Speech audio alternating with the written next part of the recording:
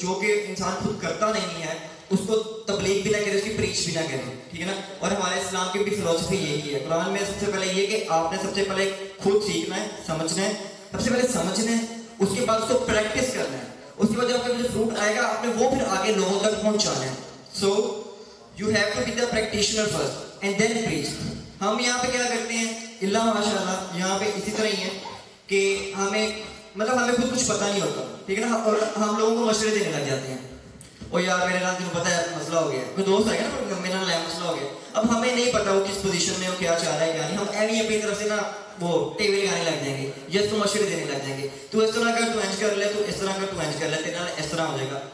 Y until और unless आप उस पोजीशन में रह चुके हो, आप उस चीज़ से बाहर निकले हो, कहीं आपने मतलब सोल्यूशन निकाला, तब जाके आप और उसी नेक्स्ट पर्सन जो कि आपके पास आया है फॉर एडवाइस, अगर उसके पास सेम वही प्रॉब्लम है तो आप उसको सोल्यूशन दे सकते हैं। अदरवाइज क्या होता है, अगला बंदा भी बुरा होता है, बाद में वही कहता है और यार गला से कुछ भी नहीं किया, सब बकवास है, एक ही पॉजिटिव थिंकिंग कुछ भी नहीं होती। आप यहाँ अक्सर लोगों को कहते सुनेंगे, ठीक है ना। तो सबसे पहले खुद करना है, उसके बाद आगे लोगों को प्रीच करना है। अनफॉर्चुनेटली रॉबर्ट ई कियोसाकी हैं, फाइनेंस के ना गुरु हैं, अथॉरिटी माना जाता है बंदा फाइनेंस के ऊपर, फाइनेंशियल एजुकेशन के ऊपर, और इवन फाइनेंशियल इंटेलिजेंस के बारे में भी वो सिखाते हैं। तो वो यही बात करते हैं, कहते हैं कि there are a lot of business schools, कितने बिजनेस स्कूल हैं ऑल अक्रॉस द वर्ल्ड, ठीक है ना, and they are teaching you how to become a successful businessman and stuff, ठीक है ना, कि how to become a billionaire और मिलियनियर व्हाटसोएवर। कहते हैं लेकिन डिलेमा ये है सोसाइटी का कि हम इतने बिलियनियर या मिलियनियर प्रोड्यूस कर नहीं पाते। मेरा क्वेश्चन है क्यों? आज के दौर में एजुकेशन कितनी, पहले के दौर में तो एजुकेशन इतना कि किसी ने मैट्रिक कर लिया बड़ी बात थी, मैट्रिक किया, या जिसने बीए कर लिया, बीए बहुत बड़ा टैक्स समझा जाता था किसी दौर में। आज के दौर में बीए की क्या वर्थ है, कुछ भी नहीं है, ऐसे है कि नहीं। तो उसी तरह एजुकेशन एडवांस होगी, आपका एजुकेशन मटीरियल एडवांस हो गया, आपका करिकुलम, आपका निसाब वो बहुत एडवांस हो गया, ठीक है।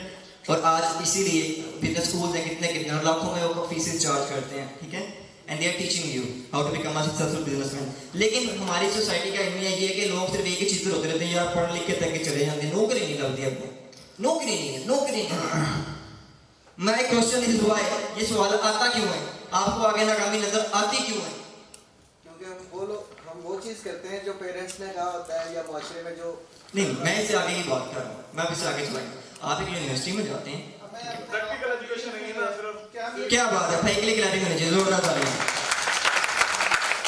प्रैक्टिस नहीं है ओ भाई, वो टीचर जो कि मैं वैसे कोई पर्सनल ले जाए यहाँ पे, मैं टीचर की वैसे एक मोटाफोरिकली एग्जांपल देने लगा हूँ, वो टीचर जो कि खुद कोई 70-80 हज़ार की तनख्वाह पे लगा हुआ है, ठीक है, वो 9 से 5 या 9 से 8 जो भी नौकरी करता है, वो आपको सिखाएगा कि आपने बिजनेसमैन कैसे बनना है। ओ भाई पहले खुद तो बन जाओ, फिर मुझे बताना कि कैसे बनना है। और हमारी सोसाइटी का यही रीजन है कि हमारे पास टीचर्स बहुत हैं लेकिन हमारे पास मेंटोर्स नहीं है, हमें करके दिखाने वाला कोई नहीं है, हमें पास हवाई बातें पता होती हैं, इसको ऐसे कर लेंगे, ऐसे हो जाएगा, फलाना कर लेंगे, टर्म का ना हो जाएगा। यही रीजन है कि आज हमारी सोसाइटी का आदमी आप देख रहे हैं आपके सामने है। और हिस्ट्री गवाह है कि दुनिया में जितने भी लोग जो अपनी फील्ड में टॉप के ऊपर गए हैं, जो कि अपनी फील्ड में पायनियर्स माने गए हैं, mostly you could say 90% of them, उनके पास ये जो कन्वेंशनल एजुकेशन है ये थी ही नहीं। अगर किसी को कोई शक है तो हाथ खड़ा करें, मुझसे पूछ सकता है। अगर किसी को लगता है कि नहीं कोई एजुकेशन के सर पे बहुत आगे चला गया, मैं अल्टीमेट सक्सेस की बात कर रहा हूँ। मतलब आप कहेंगे फोर्ब्स टॉप 10 जो बिलियनियर, फोर्ब्स के टॉप 10 जो बिलियनियर है मतलब ऑल अक्रॉस द वर्ल्ड, वो जितने भी लोग हैं, मार्क जकरबर्ग लगा लें, बिल गेट्स लगा लें, जेफ बेजोस, इलन मस्क, उनके पास क्या है एजुकेशन की बैकग्राउंड? जैक मा लगा लें जी, चाइनीज बिलियनियर, उनके पास क्या एजुकेशन है? रिचर्ड ब्रैंसन, जितने मर्जी नाम लीजिए, रिचर्ड ब्रैंसन, जो मर्जी आप नाम लीजिए, Henry Ford, Tony Robbins ji, Tony Robbins, Guru of the guru's, हाँ गुरु ऑफ द गुरुस। इसके बारे में आपको बताऊंगा टोनी रॉबिन्स के बारे में बाद में। तो इल्मिया ये है कि हम लोग खुद करते नहीं है और हमारे लोगों को सिखाने लग जाते हैं, और जब हम खुद नहीं करते तो हमारी बात में असर नहीं होता। ये मेरी बात याद रखिएगा, एक चीज़ अगर मैं खुद करता नहीं हूँ ना, मैं आपको जितनी मर्जी तबलीग कर लूँ, जितनी मर्जी आपको बैठा के समझाई जाऊँ, मेरे दिल से अगर निकल नहीं रही ना, आपके ऊपर असर करेगी नहीं। एक खुदा की कहने की कायनात का ये लॉ है, ये प्रिंसिपल है कि जो चीज़ आप खुद करते नहीं, अगर आप उसको प्रीच करने लग जाओगे ना, उसका लोगों के ऊपर भी असर नहीं आएगा। तो लोग मेरी इस बात से एग्री करते हैं, रेज योर हैंड्स जिन्होंने हाथ खड़ा नहीं किया मेरे खाते को एग्री नहीं करते। अगर उनको लगता है कि ऐसा नहीं है तो मुझे बताएं। हमारा कितने लोगों को लगता है कि ये दिस इज ट्रू? एग्जैक्टली। तो बेसिकली यही चीज मैंने सौसादिक साहब से सीखी कि यार सबसे पहले तुमने खुद प्रैक्टिस करना है, उसके बाद तुमने आगे लोगों को सिखाना है, ठीक है। मतलब मेरी भी अगर मैं if I take my example, तो इस चीज में तो मैं मेरे ख्याल से 6 साल तो हो गए मेरे ख्याल से with you know with seminar thing and teaching people. लेकिन मेरे ख्याल से 3 साल हुए हैं, 4 साल तकरीबन कि मैं अब स्टेज पे आने लगा हूँ। क्यों? पहले मुझे चीजें खुद आती नहीं थी, तो मैं आपको क्या सिखाता आके। फिर तो यही था ना, सौ साहब ने मुझे लिख के दे दिया या मैंने इंटरनेट से पढ़ा, मैंने यहाँ पे लिख लिया, मैंने बिस्मिल्लाहिर्रहमानिर्रहीम स्टार्ट कर ली, मैं आगे आप लोगों को सिखाने लग गया। और आपको भी पता चलेगा यार तो कुछ भी नहीं आता, ये सभी को लिख के लाया हुआ है। इसने सिर्फ ये सीख लिया कि स्पीच करनी कैसे, ठीक है। स्पीच करना इसको आ गई है, अभी आधे घंटे की स्पीच करके हुए चला जाएगा, वाह वाह तालियां बजेंगी, क्या बात है, क्या बात समझा के चला गया। आफ्टर फ्यू डेज वो भी आपसे पूछ रहे कि मैंने क्या सिखाया था, किसी को पता नहीं होगा, या आपका आउटकम क्या था वो किसी को भी नहीं पता होगा। Do you guys agree with me? तो बेसिकली सौसादिक साहब ने मुझे यही, मैं दोबारा रिपीट करता हूँ, उन्होंने मुझे यही चीज़ की बेटा पहले खुद प्रैक्टिस करना है, anything which you are telling, उसके बाद आपने लोगों को सिखाना है। तो अब सौसादिक साहब की माशाल्लाह साहब दादियाँ भी हैं, ये माशाल्लाह उनकी सबसे बड़ी बेटी है लाइबा बतूल, इसके लिए एक ह्यूज राउंड ऑफ अप्लॉज कीजिए। जैसे मैंने स्टार्टिंग से पहले से कुछ मैंने इसको खुद कहा था, मैंने कहा आपको बताओ कि आपका इंटरेस्ट क्या, आप क्या चीज़ है, आपका एंटरटेनमेंट क्या है। उसने आपको बताया कि everything which relates with entrepreneurial success, या वो चीज़ जो कि हमें ज़िंदगी में आगे लेके जाए, वो ऐसा मटेरियल, ऐसी लर्निंग, वो उस चीज़ को हम अडॉप्ट करते हैं। तो अल्हम्दुलिल्लाह मुझे तो खैर इस चीज़ की कल काफ़ी बाद में जाके आई, इसकी मेरे ख्याल से उम्र शायद 9-10 साल होगी, 10-11 साल इसकी उम्र है। और from his you know early childhood ये इसी चीज़ों में इंडल्ज है। और कहते हैं, अभी मैं कल एक वीडियो देख रहा था रॉबर्ट टी कियोसाकी की यूट्यूब पे, तो उसने एक बात की, उसने कहा आपको पता है लोग इतने पुअर क्यों हैं, मतलब हर जगह ये लोग मारे क्यों फिरते हैं कि हमें सक्सेस चाहिए, हमें सक्सेस चाहिए, हमें सक्सेसफुल होना है और हमें अमीर होना है। क्यों? क्योंकि लोगों के पास क्लू ही नहीं है कि होना कैसे है।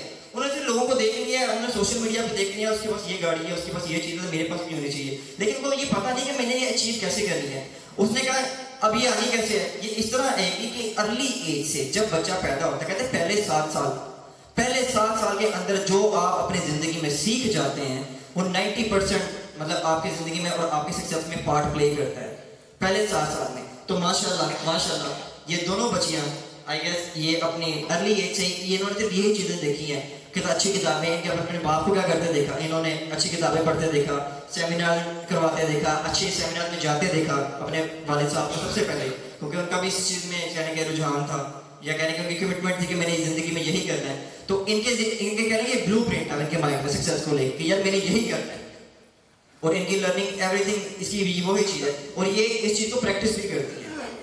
और अभी जब ये भी आप बोलेंगे तो आप मुझे बताइएगा कि इतनी एज में कोई बच्ची जो कि आप स्कूलों में डाल देते हैं, स्कूल में पढ़ते हैं जी, वो क्या है जी मेरे बच्चे को अंग्रेजी आती है कि नहीं, सबसे पहला सवाल ये है।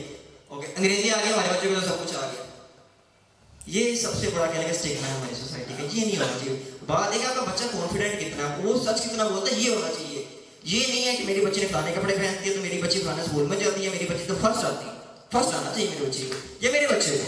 और हम सबका यही होता है, अपने बच्चों को रिस्क में लगाया हुआ है कि जो मर्जी करो बस पढ़ाई में आप लोगों ने नंबर रहना, फर्स्ट आना। और इवेंचुअली क्या होता है, वही बच्चा सबसे ज़्यादा फर्स्ट आते हैं, एंड पे आके जब अपनी एजुकेशन खत्म करता है वो यही देखता है कि यार मैंने नौकरी करनी है, कहाँ पर जाके करनी है, क्योंकि उसके बाद ब्लू प्रिंट है माइंड में कि यार मैंने बस पढ़ लिया, एजुकेशन का एंड रिजल्ट यही है, इसका एंड प्रोडक्ट यही है कि मैंने नौकरी करनी है।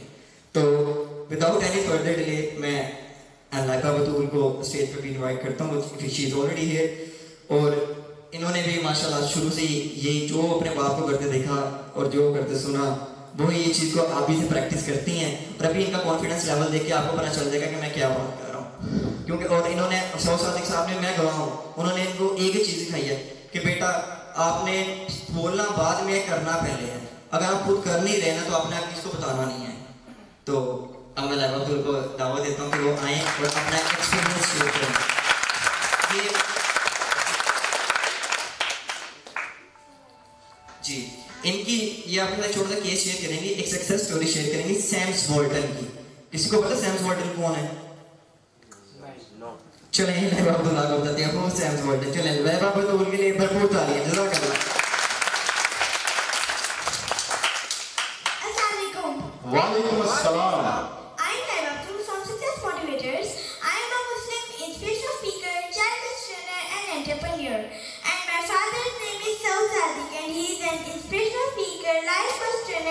एंटरप्रेन्योर।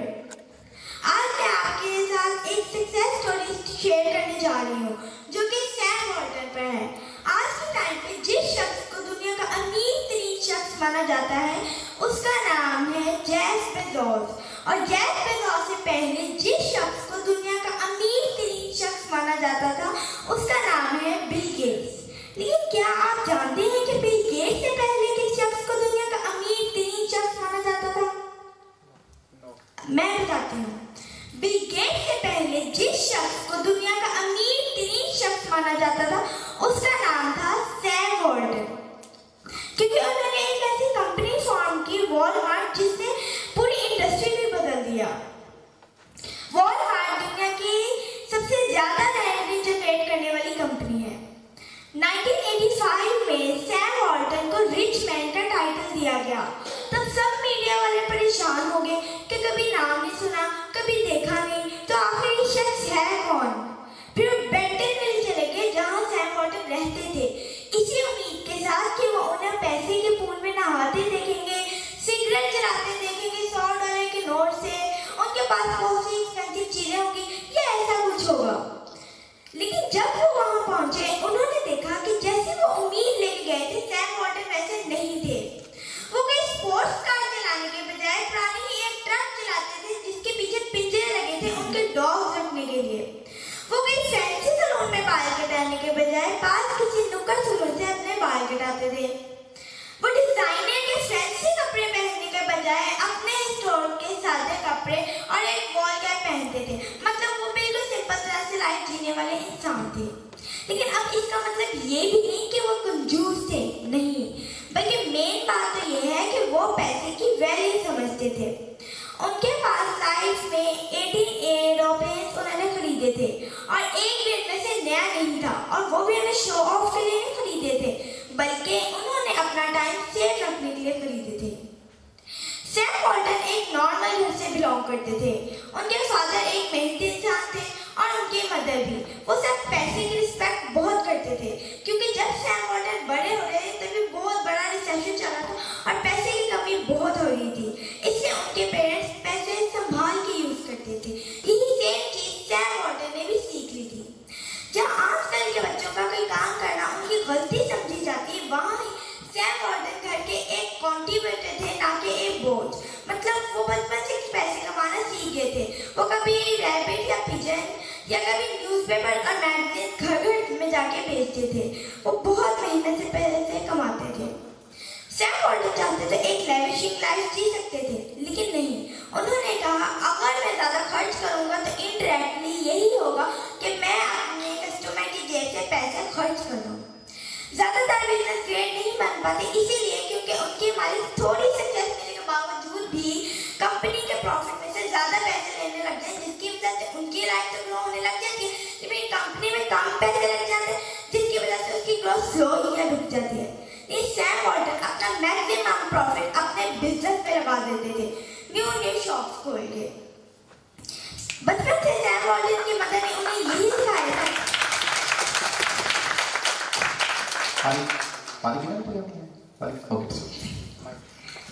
बचपन से सैम वॉल्टन की मदर ने उन्हें यही सिखाया था कि बेटा जो भी करना हमेशा उसमें बेस्ट करना, हाई गोल सेट करना और हमेशा एम्बिशियस रहना। इससे सैम वॉल्टन जो भी काम करते थे हमेशा बेस्ट करने के लिए करते थे। जैसे मैंने आपको बताया कि सैम वॉल्टन कभी मैगजीन और न्यूज़पेपर बेचते थे। उसके लिए एक कंपटीशन हुआ था कि एक दिन में कौन बच्चा सबसे ज्यादा सब्सक्रिप्शंस बेचेगा, जिसका रिवॉर्ड था $10। I think you can guess वो रिवॉर्ड कौन जीता होगा? Sam Walton. यस, वो रिवॉर्ड सैम वॉल्टन जीते थे। सैम वॉल्टन को हमेशा टॉप पे रहना अच्छा लगता था। वो हार्ड वर्क करते थे और वो एक्शन लेने पे बिलीव करते थे, इसलिए वो जो भी काम करते थे हमेशा उसमें टॉप पे रहते थे। फिर वो बड़े होते गए और उन्होंने अपने कॉलेज में एक लीडरशिप का आर्ट सीखा कि आप कहीं पे भी हो, आपके इर्द कोई भी हो, आप हर बंदे से बात करें। तो सैम वॉल्टन यही करते थे कि हर एक से बात करते थे, और ऐसे करने से हुआ ये कि सब मानने लगे, अपना साथी मानने लगे। ऐसे करने से ये भी होता कि जब उनके शॉप में एक बंदा कोई 2 या 1 चीज़ लेने आता था, वो 3 चीज़ें और ले लेता था। वो ऐसे करने से वो अपना दोस्त मानने लगे। इसी वजह से सैम वॉल्टन की पीपल स्किल बहुत अच्छी होगी। फिर सैम वॉल्टन ने अपनी पढ़ाई ख़त्म की और एक जेसी पेनी नाम के स्टोर में जॉब शुरू कर दी। सैम वॉल्टन की राइटिंग इतनी अच्छी नहीं थी, जो मैनेजर्स को समझ तक भी नहीं आती थी, क्योंकि वो उन्हें निकाल भी नहीं सकते थे, इसलिए क्योंकि सैम वॉल्टन बहुत अच्छे सेल्समैन थे जो बहुत सी चीज़ें सेल करते थे। फिर सैम वॉल्टन ने कहा कि मैं जॉब करने के बजाय अपना खुद का बिजनेस क्यों ना स्टार्ट करूं। फिर उन्होंने बेन फ्रैंकलिन की शॉप में अपनी बिजनेस शुरू किया। एक्चुअली वो एक फ्रेंचाइजी थी, तो जब उन्होंने वो ली तो उन्हें पता चला कि इस शॉप का रेंट बहुत ज़्यादा है और प्रॉफिट इतना भी नहीं है। उन्होंने इस बात को इग्नोर कर दिया और फिर उन्होंने न्यू क्लासेस में गए, उन्होंने आने वाली बुक्स पढ़ी और बहुत से लोगों के पास गए कि वो क्या करते हैं। उन्होंने वो चीज़ें अपने शॉप में भी अप्लाई की और उन्होंने अपनी शॉप के बाहर एक आइसक्रीम की और एक पॉपकॉर्न की दुकान खोली थी, जिसकी वजह से उनका प्रॉफिट बढ़ गया था। तो उन्होंने बहुत ही ऐड की, जिसकी वजह से उस शॉप का रेंट कम और प्रॉफिट बढ़ गया था। तो सैम वॉल्टन ने जब वो ली, उनसे एक मिस्टेक हो गई थी कि वो अपने नाम दुकान कराना भूल गए थे। तो जब ये कॉन्ट्रैक्ट 5 ईयर बाद दोबारा रिन्यू होना था, तो जब 5 ईयर बाद दोबारा रिन्यू हुआ तो सैम वॉल्टन ने जिससे ली थी तो उसने कहा कि इस दुकान का ये नुकसान में जाने के बजाय इसका प्रॉफिट बढ़ गया, अब तो ये और अच्छी चल रही है। फिर उन्होंने कहा कि इसने तो अपने नाम भी नहीं कराई। फिर उन्होंने वो दुकान वापस ले ली। फिर सैम वॉल्टन कहते हैं कि ये उनकी लाइफ का सबसे लो पॉइंट था, लेकिन उन्होंने हार नहीं मानी। उन्होंने एक बेंटन जगह पे एक और दुकान खोली। तो सैम वॉल्टन कहते हैं वहाँ पे 3 दुकानें और थी, लेकिन वहाँ के लिए एक ही दुकान काफ़ी थी। लेकिन सैम वॉल्टन ने फिर भी वहाँ पे एक दुकान खोली और वहाँ पे बहुत बड़ा डिस्काउंट लगा दिया, जिसकी वजह से बेंटनविल वालों को पता चल गया कि एक न्यू दुकान खोली है और उसके अंदर बहुत बड़ा डिस्काउंट लग गया है। इससे सब लोग उसी दुकान में आने लगे। फिर सैम वॉल्टन ने कहा कि बड़ी बड़ी जगहों में ऐसा होता है कि लोग खुद ही आगे चीज़ें लेते हैं, अकाउंटेंट के पास जाके उसका बिल बना के पैसे दे के चले जाते हैं। सैम वॉल्टन का क्यों ना मैं भी ये चीज़ अप्लाई करूँ। फिर बड़ी बड़ी जगहों पे गए जहाँ पे न्यू चीज़ें होती थी। फिर उन्होंने वहाँ पे चीज़ें देखी और अपनी शॉप में भी अप्लाई की। अब वो न्यू चीज़ देखते लोग और आने लगे, लेकिन सैम वॉल्टन ने कहा कि अब मुझे एक न्यू दुकान और खोलनी चाहिए। फिर उन्होंने वो न्यू दुकान खोली। उसके अंदर उन्होंने एक फिर बहुत बड़ा डिस्काउंट लगा दिया, तो जिसकी वजह से उनके पास लोग आने लगे। फिर ऐसे ही उन्होंने काफ़ी ज़्यादा दुकानें खोली और जिसकी वजह से वॉलमार्ट आज दुनिया की सबसे ज़्यादा रेवेन्यू जनरेट करने वाली कंपनी है। वॉलमार्ट ने अपना एक प्रॉमिस दिया कि ऑलवेज लो प्राइस, जब भी आप आएंगे आपको हमेशा लो प्राइस पे जो भी चीज़ आप लेंगे मिलेगी। और वॉलमार्ट कहती है कि आप अगर आपके पास सामान खराब है तो भी आप वापस करें, लेकिन अगर आपको ये चीज़ कहीं और पे इससे सस्ती मिल रही है तब भी वापस करें। तो ऐसे करने से ज़्यादातर लोग और वॉलमार्ट दुनिया में हिट है और सबसे ज़्यादा रेवेन्यू जनरेट करने वाली कंपनी है। तो मुझे यकीन है कि आप सबको बहुत कुछ लर्न करने को मिला होगा। माइका बतूल का यूट्यूब पे एक चैनल भी है बतूल सिस्टर के नाम से। अगर आप लोग अपने बच्चों को या खुद देखना चाहते हैं मजीद सक्सेस स्टोरीज जैसे माइकल जॉर्डन वगैरह की, तो आप यूट्यूब पे देख सकते हैं। बतूल सिस्टर के नाम से इनका चैनल है। Like, share and subscribe with the icon. Follow on Instagram follow on Facebook, our website. Any questions, comments in below. Contact these numbers. Thank you.